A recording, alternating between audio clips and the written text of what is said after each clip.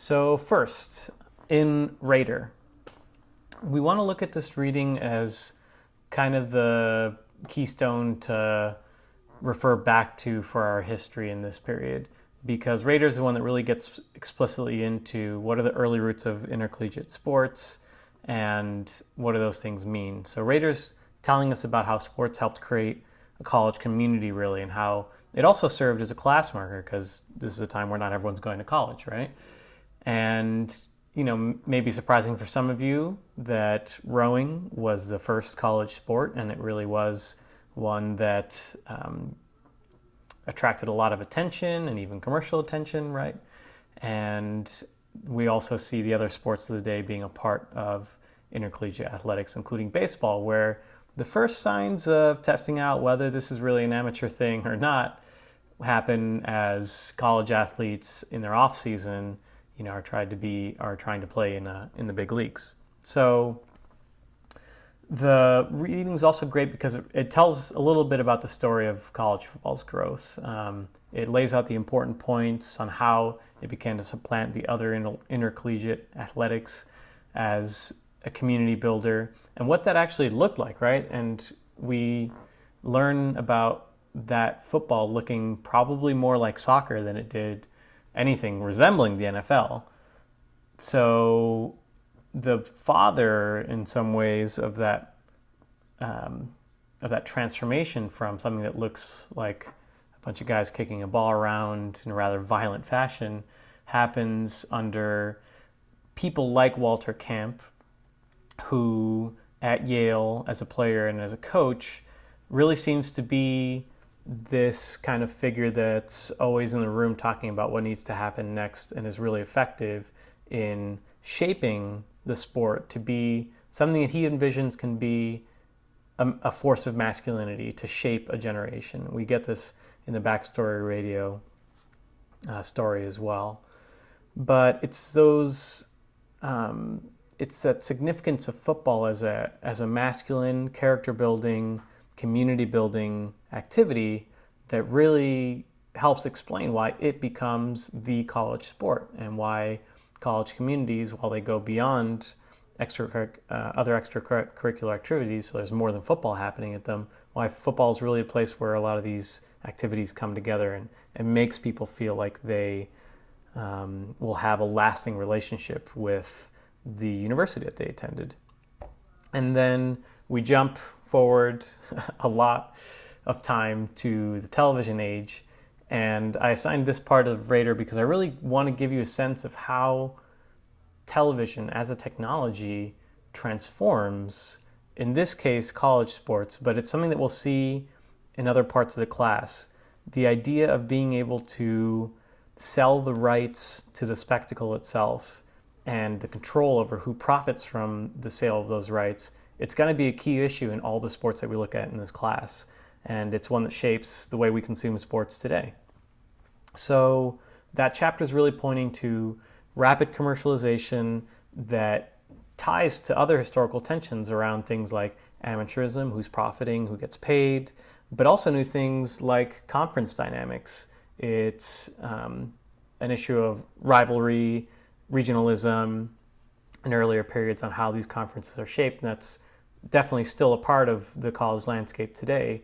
But we get an inkling of how much conference dynamics today are governed around money, including bowls and championships, that this chapter really lays out for us.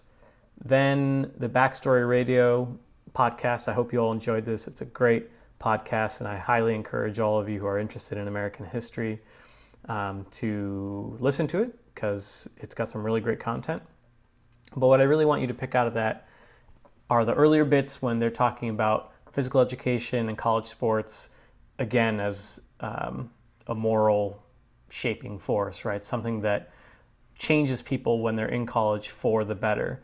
And the story of integration in Alabama is going to touch on racial tensions that we also see in other parts of the content we're moving through this week. And of course, we'll be returning to throughout the classes. It's one of our key themes, right? It's also got some great stuff on college sports today, and it's very interesting to hear a college president at Ayers. He's actually no longer president of Richmond, but a college president, kind of tamping down concerns about the sustainability of money in college sports. He cites some studies, and he kind of gives an opinion that's a little bit, it's definitely not sensational about, as the other articles that we may be reading this week are.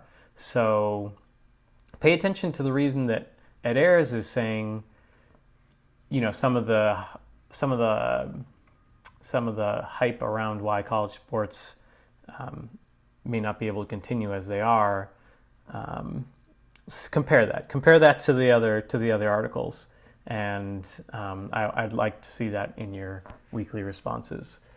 So the Kahn reading, again, great chapter from Kahn's book. It's important to look at how Kahn lays out the undeniable explosion of women's sports and the role of college sports in that expansion. I mean, the figures that are laid out are quite dramatic on how many women are participating in especially college sports in the key moments that she looks at in the reading, especially after Title IX. And she does a great job laying out the issues of equity, sexuality, and the control over athletic departments that circulate around Title IX.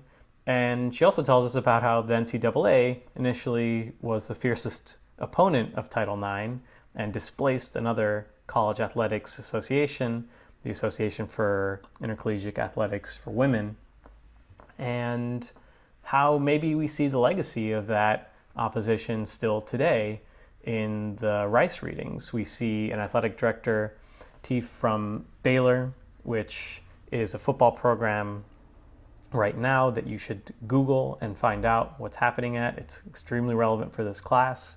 So check out what's happening at Baylor right now, their president and their coach. And we see the athletic director basically laying out the case that of course there is more spending in the football program, and in the effort to have the athletic department comply with Title IX, football is special in some ways because, yes, it's expensive, but it also creates a lot of revenue. So he's trying to set out a case about football, especially as a special sport that presents certain kinds of challenges with complying with Title IX, but that there are changes being made that are significant to move towards gender equity. And on the other side, we see an attorney, Vargas, saying that compliance is not happening, that by laying out a lot of figures, she argues that there's huge problems with how Title IX is being implemented. And her basic argument is that that those changes need to be forced. There needs to be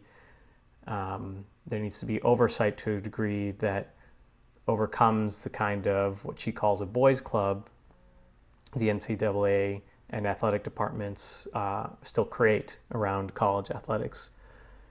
And then finally, we have some great some great articles, some great news articles from magazines. We have Kareem Abdul-Jabbar, who many of you probably know as a basketball player, and he talks about his time as a student athlete and what that actually looked like, what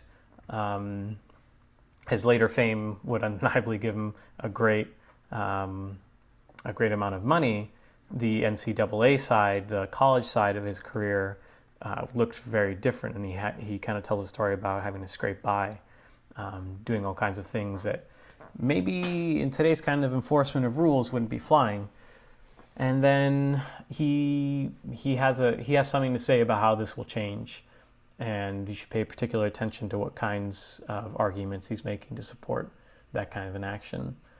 And then the Grantland article is about the attempt for Northwestern football players to unionize. So it's a college football team in our conference as Spartans. We have Northwestern over there in Evanston, north of Chicago, and this is where college football players have been trying to unionize. And I've included on the website a follow-up link for you guys to learn a little bit about what happened after the Labor Relations Board ruled definitively on whether students could unionize or not. But the Washington Post piece also gives you a little bit about athletes' attitudes and feelings on the kind of spending in college sports, but definitely more about what students who pay athletic fees feel is an appropriate price to pay for their college sports.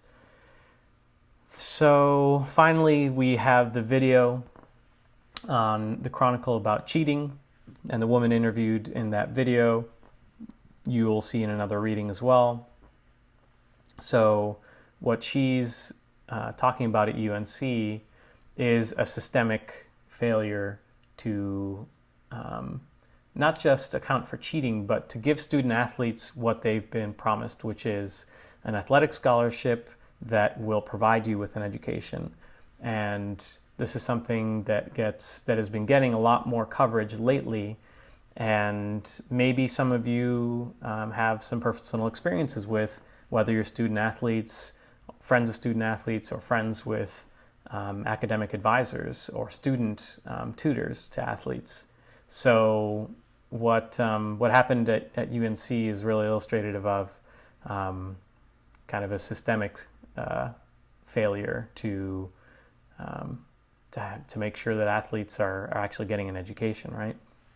So let's talk for a moment about the writing prompt.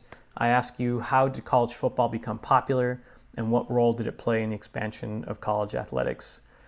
What sorts of racial and gender inequities exist today in college sports, and what are their historical roots? So what I want you to do in that first part is really to draw on our readings from Raider, maybe the Backstory Radio episode as well, and definitely Khan on key shifts around women's college sports before Title IX, right? So you should be able to use that content to give a solid answer on why college football became popular and how this fits into a wider story of college athletics becoming a big thing. Then the second part of the prompt, you should be drawing on all the other readings to tell me what you've learned about how some of the initial tensions we see, probably around class and gender, and definitely race as well, given that kind of African Americans are written out of that early history. But to really bring it up to the present day, like we're trying to do in this class, which is to take historical lessons and to inform understanding of what's happening around us today.